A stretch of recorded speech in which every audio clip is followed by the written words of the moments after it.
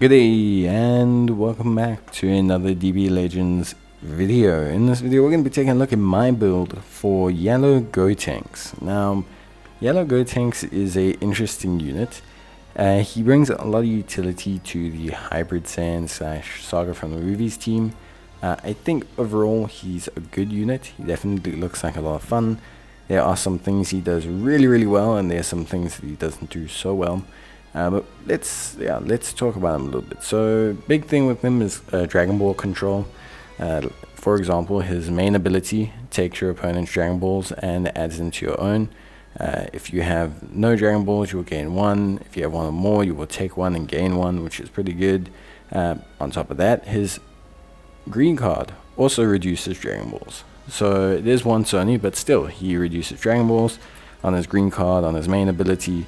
So he gives you some kind of rise and rush control, which I think is always important in PvP. But especially nowadays with how tanky units are and how much healing there is. So many of my matches now go, over 100 timer counts. I don't know if it's just the bracket I'm in. I don't know if it's just because we've all gone for tankier gear or whatever the story is. But in a situation where you can control the rising rush to a certain extent, I think anytime a unit does that, they have some usability.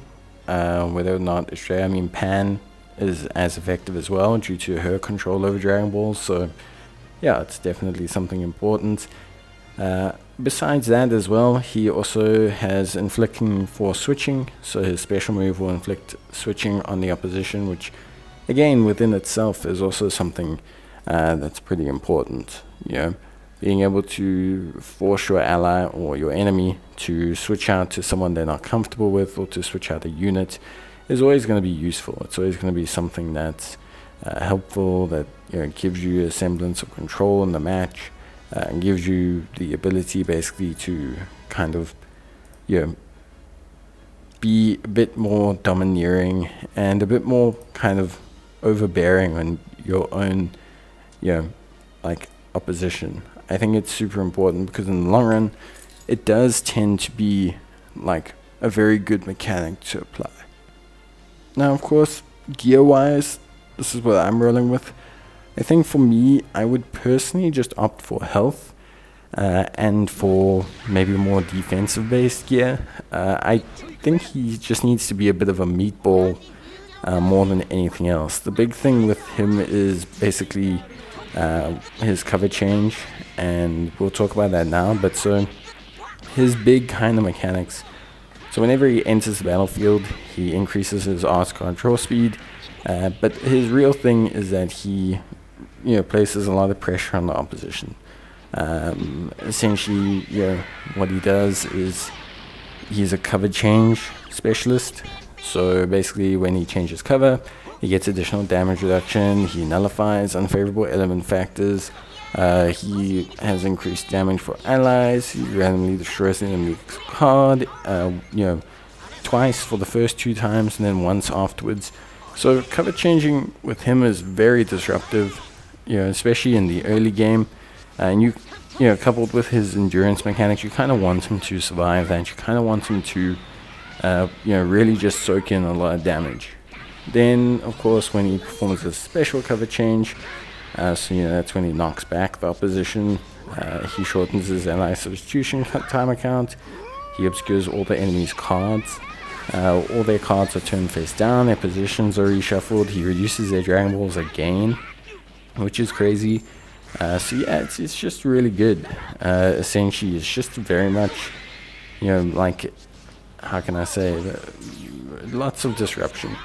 He's got 3 ways to reduce Dragon Balls. That's always something that's going to create an inherently large amount of pressure on the opposition. One thing I will say, he doesn't seem to ever really do huge damage. At least from my side, I don't think he feels like a huge damage dealer. He can do decent damage, but I think a lot of it rests upon his super. I think is super important. His special attacks, I think, are super crucial, because of the fact that they, can obviously knock opposition out and kind of force the opposition to reshuffle. I think he's good. I think he's got a good position in the current meta, but he's not going to be a unit that I don't think he'll age as well as Red Pan or anything like that, where Red Pan's kind of really stood the test of time.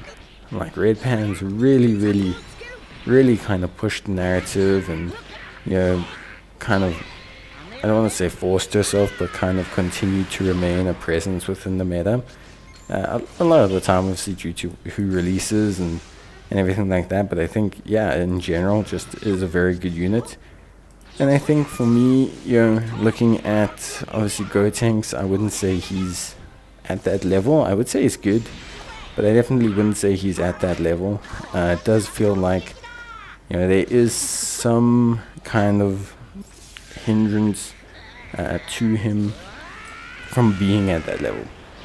But that being said, he provides a lot of great utility. His level of like Dragon Ball control is really good, and especially if you're someone who's summoning now, a lot of units have Rising Rush control now. We've noticed it's a trend, you know, sealing Rising Rush, preventing Rising Rush with like Goku Frieza. You know, you have Vegito, Strength Vegito, who just pops a ton of Rising Rush. Like, he's built around Rising Rush as a concept. So, like, Rising Rush control remains and always will be such a huge part of the meta. So anytime you have a unit that can influence that, I think it is super important.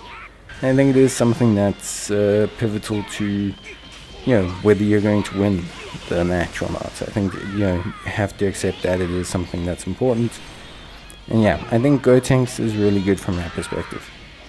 So if there's one thing I will say that Gotenks is good, I think his cover change is great. I think his abilities are good, and I think the level of control he brings is really quite solid. But yeah, that's basically gonna be it for me. Yeah, I don't think there's too much more to say, so I'm not really going to run through anymore. I think if you've got Gotenks, especially if you don't have Pan, so if you don't have little Kid Pan, you know, the support, I definitely would consider using Gotenks. He's also a great yellow option for Saga from the movies, which, you know, should be getting a new, hopefully, Zenkai Legends Limited Gogeta, but at the same time is still still needs a solid yellow option. Obviously, on USS, I believe they've released the Frieza as well, so you can definitely use that, but just not on Saga from the movies. So yeah, I would say there's always a chance.